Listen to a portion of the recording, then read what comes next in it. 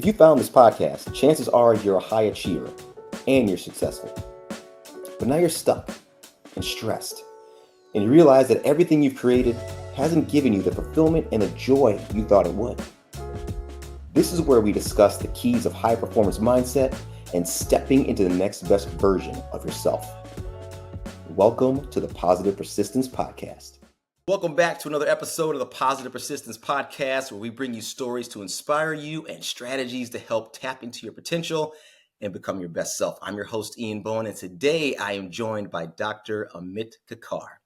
Amit is a dedicated pharmacist, pharmacy owner, podcast host, speaker, husband, and father who is deeply passionate about health, wellness, and family.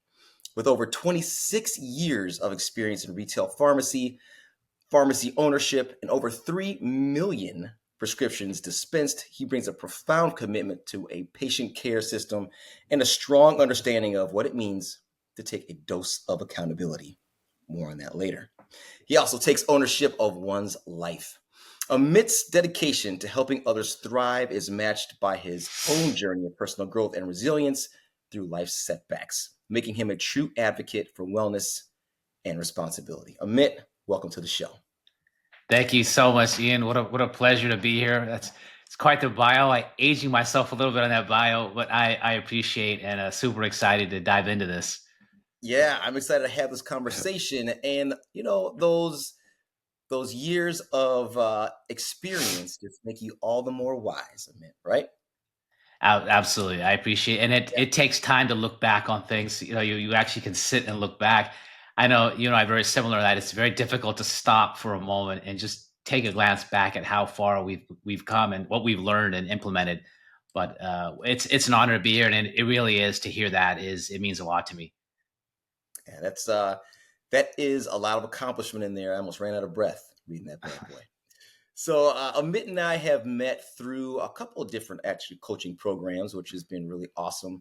And just learning more about Amit and having some conversations with him, learned that he is an amazing individual. And Amit, I want to dive in a little bit here, just to give people some perspective of who you are, what you do, and what your story is.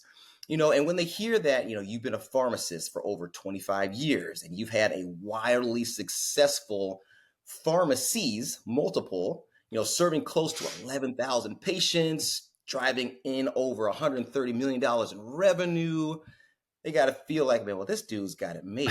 Like, what are we going to talk about? And then they're going to hear that, well, yeah, you went to private school and you went to USC, otherwise known as the University of Spoiled Children. And they're probably thinking, this dude grew up with a silver spoon in his mouth. Like, what kind of adversity could he ever have had?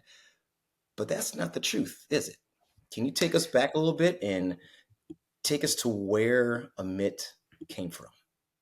Yeah, so thank you, Ian. And just hearing that, so it really starts off with I go back to my father. My mother and father, so we're from India. So my father immigrated from India. He actually was in his early 20s, grew up extremely poor, to the point where running water was a luxury.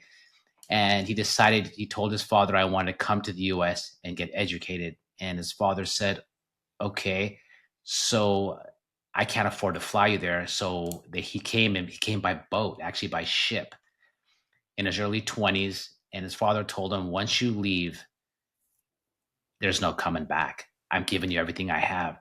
So he got on the ship. He actually bought 2 tickets. The first ticket he bought, he got scared. He came back home. He bought another ticket and he said, you know what? I'm going to try this again. Wow. He got on the ship. That ship was a 3-week trip and he was about 150 pounds. He landed in the US at 115 pounds. At that time, my dad was a vegetarian on that ship and all they served was meat, so he couldn't eat. He arrived in the US and his first job he worked for was $1.05 an hour. And actually he got 90 cents. They took a dime away for taxes. That sort of set the stage for how my father, after 2 years, he saved up a little bit of money. He brought my mom back to the US. They were both educated. And fast forward, they've done extremely well, lived incredible lives. But the story begins there of what they've done for us myself, and I have an older sister, and the sacrifices they made. And we didn't grow up with a lot. We our family definitely struggled. They were educated, but they struggled. And and you talked about private school. We actually ended up, my sister and I, in a private school because the school was next to my mom's hospital. My mom was a dietitian, and she decided that she was going to put us in a school where she could just keep an eye on us. And that happened to be the school right next to the hospital. So that we refer to it as, which school did you go to? We went to the school that was right next to my mom's hospital that she worked at. So she was a dietitian. My mom was an incredible, incredible human. And that sort of set the story of how we sort of grew up. And I say that, Ian, because growing up struggling, I always wanted, I was surrounded by individuals in a private school who had money. Yeah. So that I always wanted to be the kid who had money, but I wasn't. But I wanted to be so bad. And interesting, I mentioned that because it sort of shaped my work ethic, in good and bad. And it also set the precedence for when I entered college, which we can get into, as to how that got me into trouble. So while that served me in certain situations, growing up, the work ethic is what saved me, but trying to be that person that didn't fit in at times also got me in trouble. So that was Yeah. sort of how we got started. That's interesting. As I and now that you tell that part of your story, I have a similar experience in life going to a college prep school when I was younger, from kindergarten to fourth grade, and again wanting to fit in, because I wasn't one of those kids that came from money, that it wasn't a problem that their family could afford the tuition of elementary school, which was crazy. So I totally get that. So let's talk about Yeah. you go through school and you graduate high school, and now you're moving on to secondary education. Tell Yeah. us about that a little bit. Yeah, so I from the private school, I switched over to a small magnet school. Kids are very, very high achievers. I got to my second stage of, okay, now I want to fit in again. So for me, the theory, the common theme here is always fitting in. As we got into that, a lot of kids got into some incredible schools at Harvard's and Stanford's. I was accepted to USC, and my older sister, it was in medical school, and I wanted to follow in her footsteps. And I started believing, I started hearing this voice inside me that maybe you don't have what it takes to go into medicine. And maybe it was a whisper from myself, it was not fitting in. So my parents said, "Why don't you do pharmacy?" Okay, sure, I'll do it. At that point in time, I felt like my parents knew everything. And I said, I'm going to do exactly what they want me to do. Mhm. So I got accepted to a doctorate of pharmacy program at USC. And lo and behold, at that time, USC was known as a university of spoiled children. I was surrounded by some extremely, extremely wealthy kids. And here we go again. But this actually is where it took a turn. So I was excited. I was accepted doctor of the pharmacy program. It was a 6-year program, and it was one of the top programs in the country. Amazing. In 3 months into the program, I was put on suspension. Now you can imagine, my older sister's in medical school. My father was just laid off from his job, and Oh, they're literally pouring their heart and soul into my education. yeah. And I'm put on suspension after 3 months into the program. And I will What? Yeah. say, yeah, please, I will just say that was by far one of the most lowest points of my life. Absolutely. I imagine going through the school that you've been through and the education that you have up to that point. What could you possibly have been put on probation for 3 months in? So 3 months into it. So I'll backtrack a little bit. When I was in high school, I got into gambling. We were playing cards. And when I say playing cards, it's to a whole new level. And I was a sports fanatic, an absolute sports fanatic. Played tons of sports, but what I enjoyed more than playing sports was betting on sports. So when I got to USC, there was a lot of money there.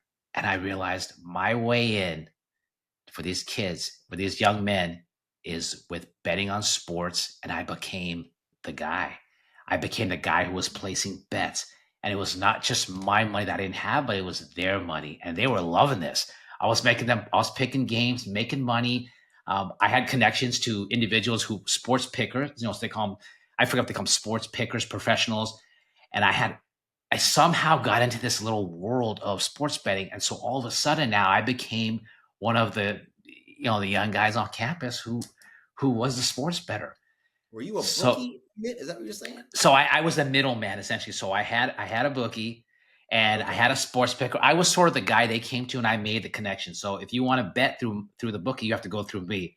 If you want to, I wasn't telling them I was picking games, but that's a cost of doing business with me is why I charge a little surcharge. So this was a whole business.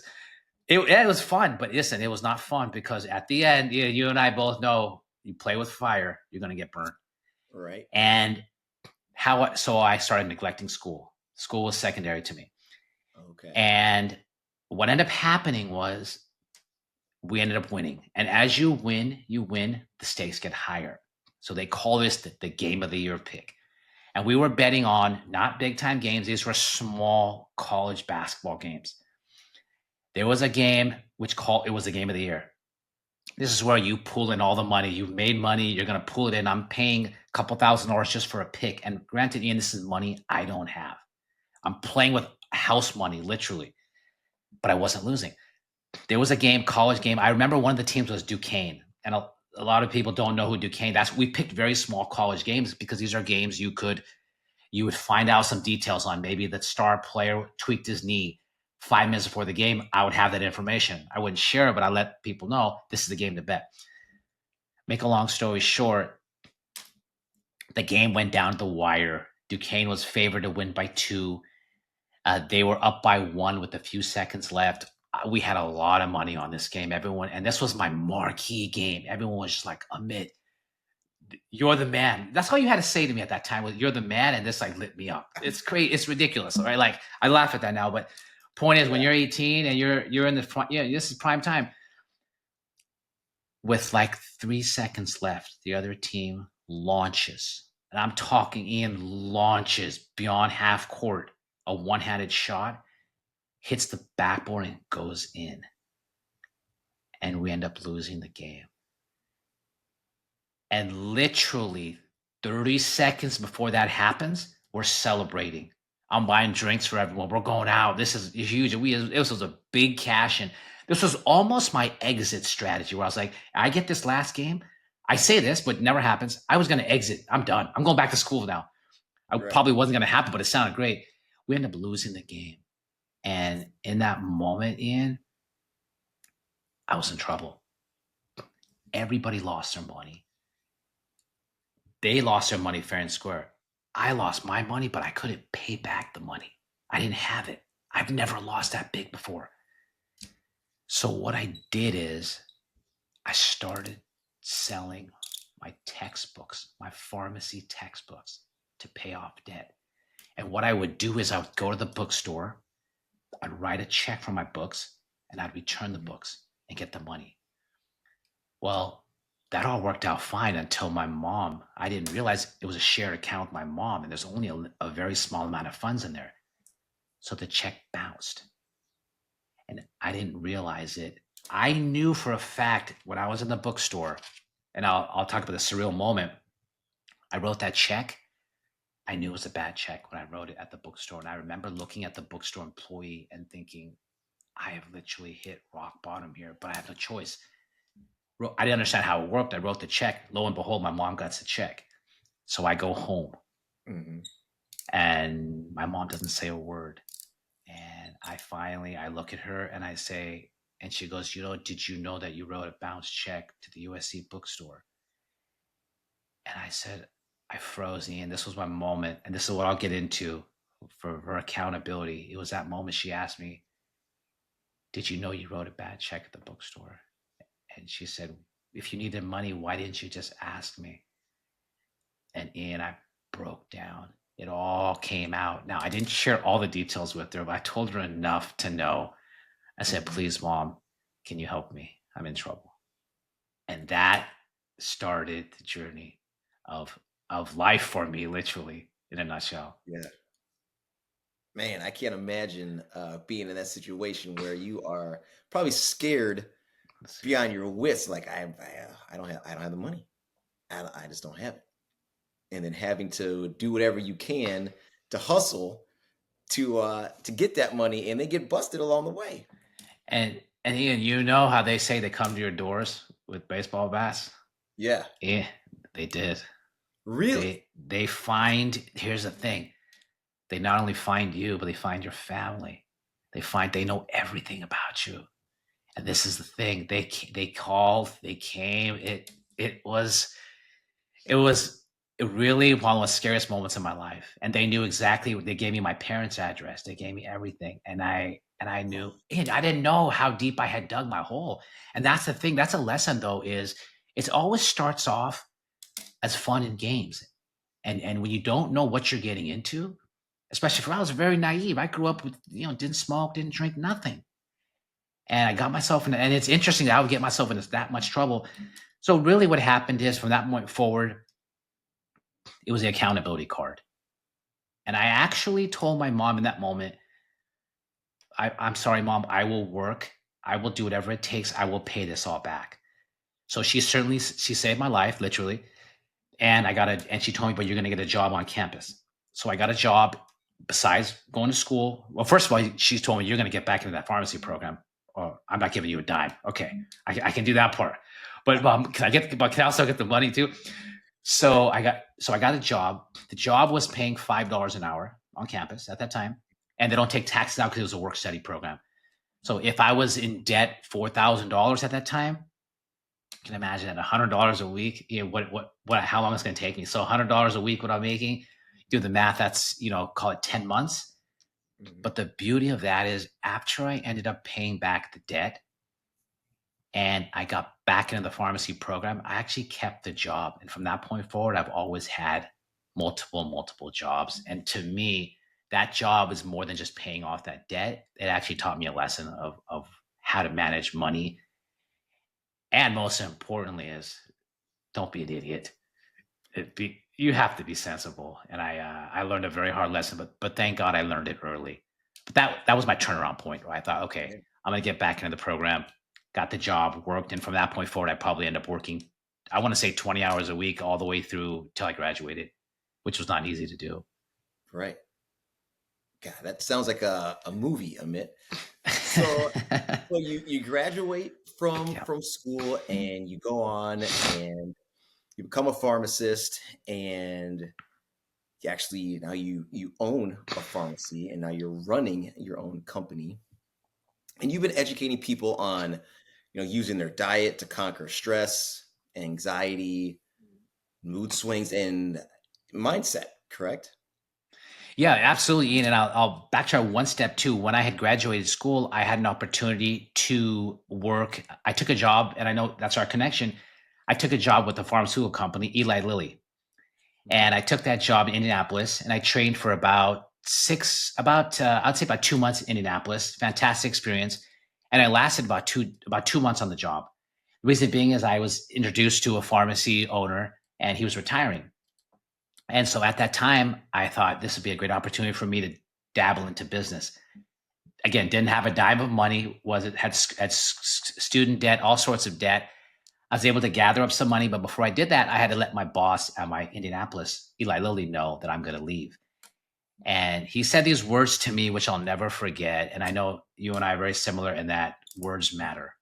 Yeah. He said to me, "If you this is coming in from a person who had a ton of debt, had a cell phone, company car, a laptop. I was living the dream. I mean, at 24 years old at that time. And he said to me, "If you quit this job, I won't have you back, and you will never succeed in independent pharmacy because there's no money in independent pharmacy. So you're making a mistake." Wow.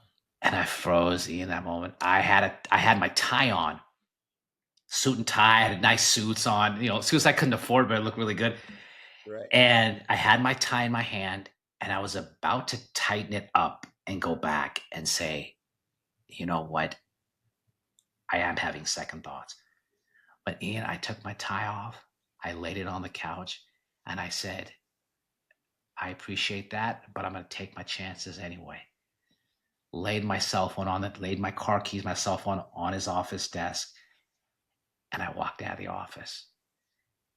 And I will say, I have no idea where that came from, but I did it. And I went to the parking lot and I went and I realized for a moment, I have no ride home. I have no car. I have no keys. I have nothing. So I went back to the office and I told the secretary, I said, and she looked at me and she goes, "You changed your mind." And I said, "No, actually, I just need to use your phone to call my dad to pick me up." Dad comes and picks me up. I start the business, and that's actually what spiral that actually completely catapulted my entire career. I invested in the pharmacy business. That was my first pharmacy. Started took it over from an individual owner, and it was a very very small pharmacy. And about 2 months into taking over that pharmacy, I accumulated a ton of debt from family friends to help me out a little bit. A Walgreens structure is being built right next to me. Oof. And in our business, when a big chain comes in like that, that's you're in That's trouble. it. Yes, Yeah. you're in trouble. Especially a new young pharmacy owner who basically has his life right here. This is all I have. And the two executives walk in from Walgreens, and they say, "We understand you're an independent pharmacy. You're new to the business. Sell us your business." And I was like, "Well, what do you mean sell us your business?" And I was thinking, and for a moment, I entertained the idea of I'm gonna have to get out of here. The offer they gave me, Ian, was ridiculous. I mean, it was so bad and so low, I couldn't even afford to take the offer. And they said, "Sell us your pharmacy, take what we're gonna give you, or we're gonna squash you and put you out of business. You'll be out of a job." And I froze. That moment, I froze, and I was thinking, wow, this is a moment now where I'm done before I even started. How is this Yeah. even possible? I had just 6 years earlier has just gone over my debt from gambling and learned all these different things, and now again, are you kidding me right now? Like, this is crazy. But it wasn't a gambling sense. This was just a matter of, do I believe in myself? Am I going to invest in myself? And am I going to go up against these guys? Because you know, when you go head to head with big companies, it's very difficult. And I was very new to the business. So I looked at them and I said, you know what? I'm going to take my chances. So if you don't mind, I need to get to work. I have work to do. And they both looked at me and they walked out. At that time, Ian, I had employee, one employee. And I thought to myself, oh my God, how am I going to do this? Right. But that was it. That was day one. And from that point forward, we've grown considerably. I was able to purchase other pharmacies down the line by using credit from this one, and we just grew. And not, I don't say this to impress, but to impress on the point, we've done considerably well. And the Walgreens is still right next to us, and they send us a lot of patients. Let's just say now, and they've turned over many times in terms of staff and their ownership, not ownership, excuse me, but management. Mm-hmm. But seeing that structure every day right next to me, and there's probably 4 or 5 other pharmacies now around us. But what I love the fact is it was built. The first one that was there was almost like I got over that first hurdle. They can bring in 7 or 8 more pharmacies. We're not threatened by it. Sure, it's competitive. I love competition, but it's the first one. The first one that, in my opinion, if that first one doesn't break you, I think you're doing just fine. Right. It's time to ask yourself, when was the last time you prioritized you? Did you know that research shows that nearly 85% of high performers struggle to maintain a performance mindset while juggling the demands of work and personal life? Those who actively prioritize their performance mindset and personal growth are 30% more likely to achieve their goals in business and life. If you're feeling crippling stress and anxiety, or if you're feeling guilty when you take a moment for yourself, or if you're stuck in the grind and feeling burnt out, you're not alone. Many of us yearn for more, but struggle with the fear of being judged or feeling selfish. And you want to step into the next best version of yourself. That's why I created the Rinse Method, which got me from paraplegic to marathon runner, backed by science-based proven strategies and now customized for high performers like you. If you're stuck and stressed and want clear steps that you can implement today to move forward, make sure you visit thepositivepersistence.com to download our free rinse PDF. Now, people listening to that would probably assume that you had to grind hard to make that happen, which totally makes sense. But in listening to some of your talks and the things that you've talked about, you actually talk about the impact of grounding over grinding. Yes. Can you explain that to us a little bit? And you can always work a little bit more, right? Work hard. Like we said, you got to grind, you got to work hard. Mm-hmm. But there's a foundation you have to build. And it goes back to, I know we talk about this, it comes back to your standards. It really comes back to your standards. Yeah. It's almost, you don't raise your standards when people are watching. You fall back to those standards when no one's watching. And I will tell you, it's all about, I feel like the grind, it's there. We all have the grind. It has to be there. If you don't have the grind, it won't happen. But I think to focus on the grind constantly, I think it's really for myself and our business. For me, it's about connecting with people, and it's about those standards you have to fall back on, because there's going to be days when you don't want to grind and you're exhausted. What do you fall back on? Am I going to fall back on my grind? Well, I'm going to fall back on my standards, and you're going to do it anyways, even on those days where you just can't do it. On those days where, Ian, you were told you're not going to walk again. If you told yourself in that moment, I'm going to grind and do it, you did. But you also had your standards and your belief. And I think grounding comes down to standards, and it comes down to belief. If you don't believe in yourself, who will believe in you? Yeah. At the end of the day, it can be a very lonely world at times. As I say, you need to connect with people, you do. But at the end of the day, who's going to rescue you? I'm a person of very, very deep faith. I went to a Christian school. My kids went to Catholic school. But I also know when I speak to God, he's going to ask me that question. I'm going to help you, but you're going to do the work. And I truly believe that you have to dig. You have to do the digging, and only then can help come. So I really think that there's the grind, but there's also the fact that you have to ground and believe that belief in yourself has got to be there. Yeah, absolutely. And, I had this conversation just the other day, actually, about 3 things that helped me on my road to recovery. And that was desire, a deep desire to overcome the obstacle that was in my way, the belief that I was going to. I was deeply dedicated to the belief that I'm going to recover. And then that leads into the expectancy. Like, I expect it to happen. People, this is amazing. How did you ever accomplish this? Well, I expected it to happen because of the belief that I had and the desire that was going to drive me. So I totally understand what you're saying. And this actually leads into another quote of yours I wanted to talk to you about. And you say that by consistently feeding positive thoughts and emotions into our subconscious, we can influence the outcomes and experiences in our lives. Absolutely. It's interesting in those moments that you've had and that I've had. If I wasn't talking to myself and telling myself and saying the right words, I could have never done it. Was I scared? Absolutely. And I think this is also a misconception.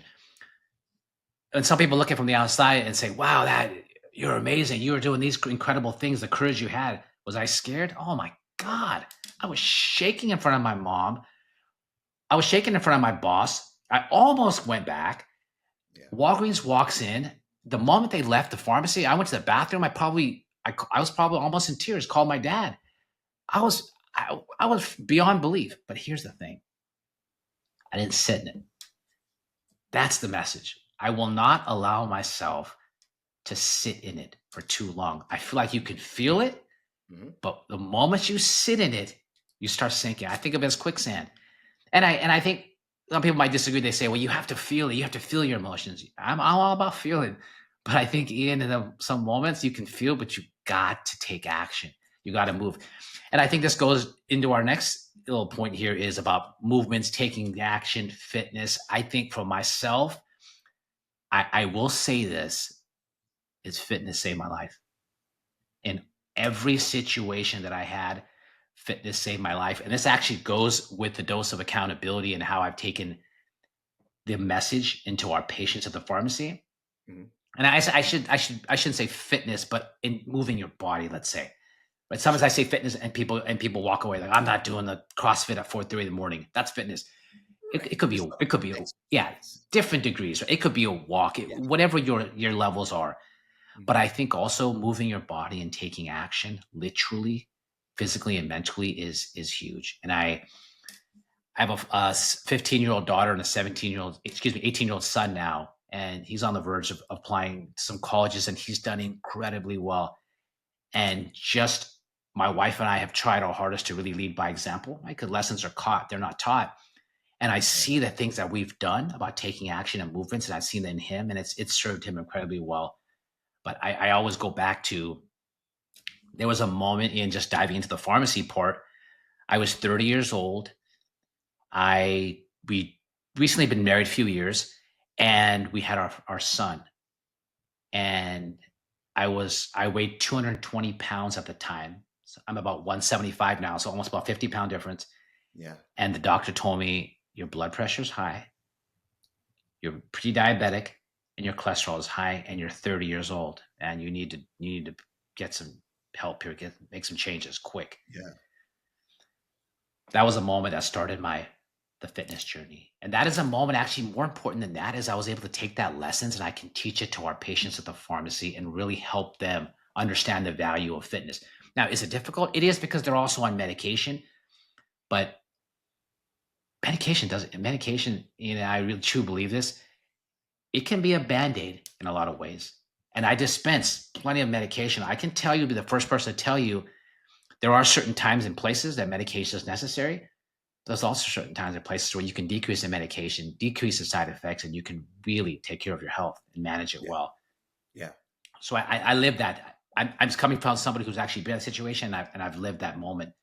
So it's easy to say things if you haven't done it. I feel Right. like I've been in a situation and I've done it and I've lived it.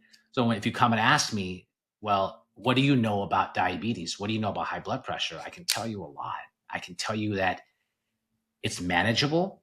I can tell you that right now almost 40% of adults are pre-diabetic, and the most important statistic is almost 35% of children are pre-diabetic. Right. And this is where it starts. It starts with children, and this is where education needs to happen. And this is my passion.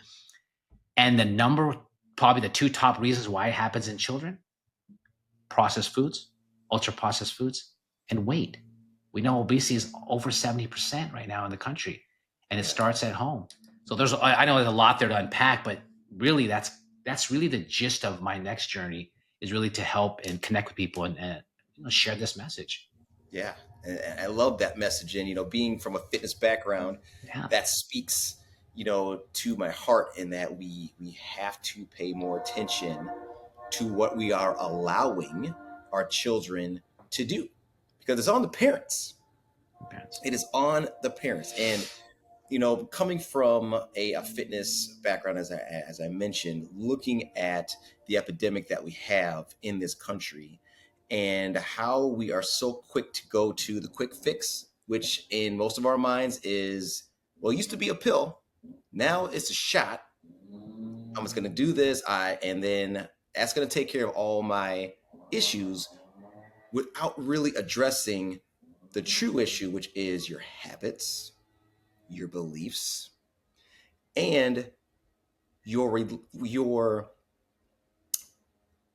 I guess your propensity to not hold yourself accountable to doing what you need to do to stay healthy. You're relying too heavily on the medication to make you healthy, right? And that's a great 100%. segue into the dose of accountability, which is the podcast that you have, and it is the topic that you talk about. So let's unpack that for our listeners and viewers, and tell us more about your philosophy about the dose of accountability. Yeah, yeah. So I've dispensed, almost over 3 million prescriptions, and patients take doses of their medication. And every time I speak to a patient, I asked the question, so what are you doing? What is the accountability here? We came up with this dose of accountability that we all need to take that dose of accountability in our lives. And then it's a play on medication, of course, that's my background, but in life in general. So I try to back it up and say, what are the steps that are necessary? Because Ian, in every situation I've been in my personal experiences, and I see with patients, everything comes down to accountability. What are you going to do? I'm going to give you the medication, you're going to take it. What Yeah, happens tomorrow? Are you going to keep taking medication? You're going to keep increasing the doses. Doses are side effect dependent. So as you increase the dose, side effects go up increasingly, and you yeah, keep adding more and more. So I want to ask the question is, what accountability are you taking? And this is the next phase of what I'm working on, is sharing with patients how important it is to take that dose of accountability. And it's not just in medication, but in life in general. Before you reach for the Ozempic, I'm not disrespecting Ozempic. Either way, there's certain diabetic patients that need it. But let's be honest, if you look at the statistics, it's a weight loss drug. yeah. Do I think you need a weight loss drug? That's a whole different conversation, right? We have to be careful with that one. But Sure. I'm in the business. I can say this. There are better ways to lose weight than to inject yourself with Yeah, medication. And try it first, right? Try the natural ways first, and then we can build off of that. But to go and reach for the pill and to go, and I hear this all the time, well, it's an easy fix. I really don't want to do the work. People will say that. I just don't want to do the work. yeah, How do you respond to that? Like, what do you say? It's an easy fix. You're putting a medication out there that you can lose X amount of weight. But here's the thing, Ian. You take Ozempic, you lose 20 pounds, you're not eating anymore. So what protein are you getting? So you're getting muscle degradation. You can see the yeah. patients that take Ozempic for weight Yes, loss. You can see the muscle degradation. They're yes. not focusing on diet. And the message you're telling them is, I don't like food. Okay. So when you're not taking Ozempic anymore and you're exercising, you should love food, but it's the right foods. Like I love food. I love cookies, but I don't always try to reach for cookies, right? But there's certain foods you should love food, but you should love good food. So I Yeah, think with reaching for medication, especially pain medication, you see this pain medication, losing weight, all these different things. There are plenty of alternatives that can be used, and there can be a very fine balance. Maybe you can go to a low dose Ozempic, which is perfectly fine if you have to reach for that, because some people need that, and I respect that. sure. But in general, it comes down to accountability and asking that question. Are you accountable for your health, and what steps are you taking? And we go through those 3-step framework that I talk about all the time. What are the 3 steps that you're taking? And it's no different whether it's health or whether it's your life in general. You can apply accountability to every aspect of your life. Absolutely.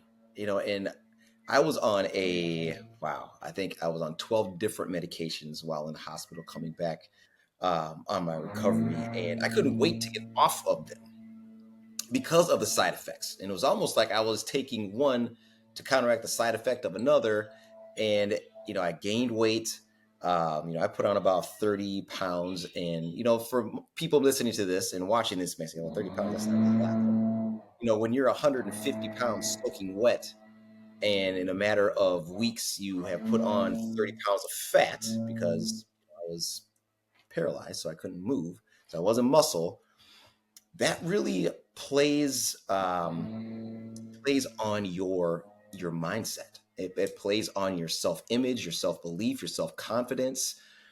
But there's nothing more liberating than getting your health back, right? And doing Absolutely. the work, right? And not taking the quote unquote easy route. Doing what you can with what you have where you are is all that you can do. And if that's all you can do, then that's all you can do. But taking those shortcuts and not holding yourself accountable to actually putting in the work, that's a slippery slope, as you've outlined. Absolutely. And I also thinking that there are a lot of people are not aware of what they're getting into. They're not being told what they're getting into, right? They're being sold and saying, look, start this medication. And I'm going to be honest with you, I'm very passionate about this.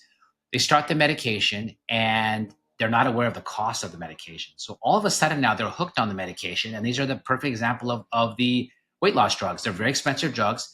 They're on the medication and they're hooked on it. And now they can't afford it and they can't get off of it. So now what? Now you're putting a patient, and I try to really educate patients going like, I'm going to be honest with you, don't start it because you can't stop it, nor can you continue to afford it. So what are you planning on doing? And they're surprised to hear that from me, but I'm being honest. I mean, I can treat it as a business, or I can treat it as I'm looking out for the patient. And I really have taken the approach that I've been doing this long enough to know it's about the patient. I can connect with plenty of people later on. I can generate plenty of money later. I'm not concerned about the money, but I'm concerned about you. I try to explain that to them. And they're a little bit, they're a little bit, sometimes they're a little puzzled, like, well, you are dispensing the medication. If you're telling me not to take it, but you're dispensing, I don't understand. I say, yeah, I'm looking out. It's about you. It's not about me anymore. And I think that's a powerful message to share that and a lot of them don't realize they're not educated. I think that's our job really, is to educate all of us, whether you're in the field or not, to let people know what exactly are you getting into. It's a great idea to start it if you want to start it, but there's a point that you have to have a plan of what's your accountability to get off of it. And that's a plan. That's a problem. There's no accountability of getting off of it.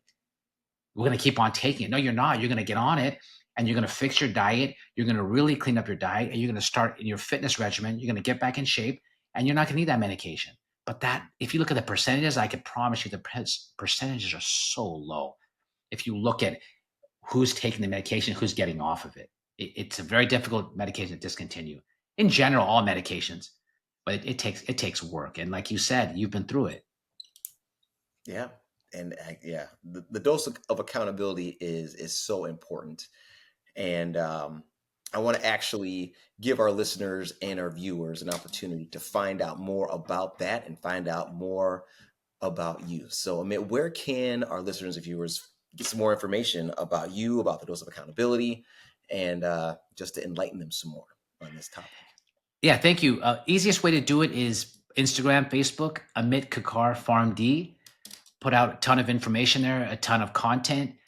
In terms of speaking, you can reach out to me through there. I love speaking. I speak to all sorts of different groups and coaching, consulting. I love that's my passion, really. I love, I'm not gonna lie, I love pharmacy. I love being in the pharmacy, but my passion really is connecting with people like you and really sharing a message of learning from others. And I want to say this most importantly is I have the ability to share some knowledge, but I'm most fascinated about learning from others and the message that they have, because everybody has a unique message. And to me, true enjoyment comes out of connecting and learning and just keeping your eyes and ears open for ways you can be better, be more impactful, and just share the message that can help us all. And words matter. Everything you say and do matters. Mm-hmm. And it's people like you who are just yourself incredible stories that I'm inspired by, and it's a true pleasure to be in your company and to be on here today. Well, thank you, Amit, and thank you so much for taking out some time. I know you are a very busy individual. I want to take this second to say thank you for being with us, and I want to thank all of our listeners and our viewers also for tuning in to this episode. And as we always end each episode, I want to remind you guys to stay positive, stay persistent, and remember that mindset is everything. And we'll see you next time. Thank you. Thank you for tuning in and being part of the Positive Persistence family. We're having a great time creating this content, and we truly hope it inspires you to embrace positivity and persistence in your own journey. If this podcast episode inspired you or entertained you, scroll down, hit those stars, and leave a comment or two. Your 5-star reviews and shares encourage us and help us grow the show. So until next time, stay positive, stay persistent, and remember,